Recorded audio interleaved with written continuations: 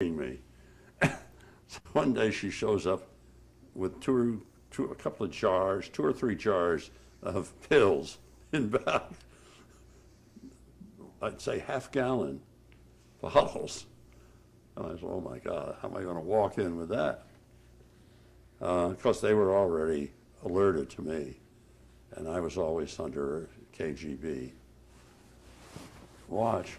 But what I did was, Libby was with me, and I went to a druggist here in town. I had all these things put in different color, smaller bottles, you know, and put labels on of various medical labels, had nothing to do with whatever it was.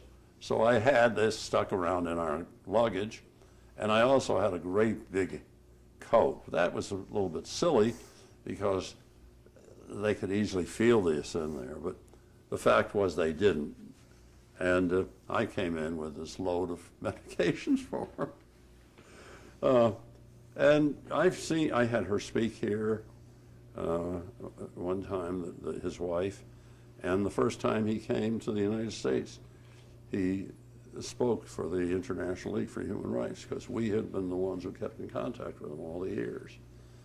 And as a matter of fact, he had said for many years that the reason he wasn't put in jail much earlier was the fact that we used to call him on the telephone frequently. I couldn't speak to him, but others did. But we would call him on the telephone.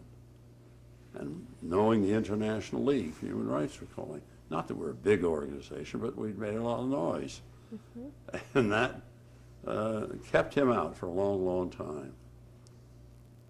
We were helping a very important international figure, a man who switched from making hydrogen bombs to human rights activities.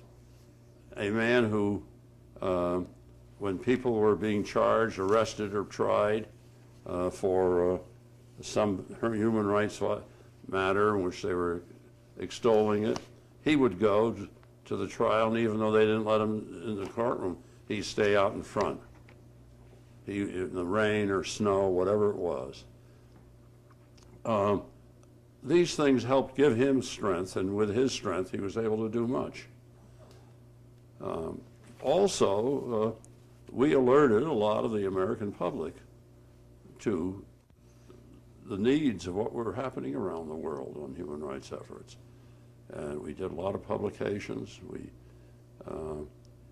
And we were an organization that didn't have a lot of money. We had a lot of good people. And we were pretty active in trying to bring attention to some of the worst situations. And Leo, all of this work that you did was in addition to your day-to-day legal practice. Of course. Of course. It's amazing. Yeah. Leo, you are also a leader in your community here locally, along with being sort of a leader in your own family. There were a couple of stories I wanted to ask you about. One has to do with the gentleman's agreement that you mentioned existed. Describe what that was and how you dealt with it. Well, it's known as the Gentleman's Agreement because there was a book written by Laura Hobson. And Laura Hobson had written about the fact that Darien was closed to Jews, blacks, and other minorities, and cited what occurred in the community. And Westport followed that same pattern, as did New Canaan in those days. Now, I guess the first one to break it was Westport. And it was broken in this way. The way it was enforced was by understanding in the real estate board, whether it was written, I believe it was written, but I'm not positive. But no broker who sold or rented to Jews or blacks would be permitted to stay on the board. At some point, Nat Greenberg knew these ladies, I didn't, and he suggested that they could go in the real estate business. There are 3 ladies in town. None of them have much money or anything else. but not poor. And so these three ladies went in together and didn't join the board and was prepared to sell and rent. And we encouraged them, and we helped them, and we got them clients and did everything for them. And they started selling and renting and selling, and they were doing more business than any other agent in town, agents. Yeah. So gradually, the message got across. Maybe it took 2 years or so, maybe 3 years, I don't remember. Some of the other agents began to realize this was the way to go. Because they were selling and renting to Jews, these three women. Yeah, oh, yes. Oh, sure. And so they gradually, one broker would leave the agency, leave the real estate board. And, you know, there were some of these who were reluctant members of the board. They needed the board for listings and weren't enthusiastic backers of the rule.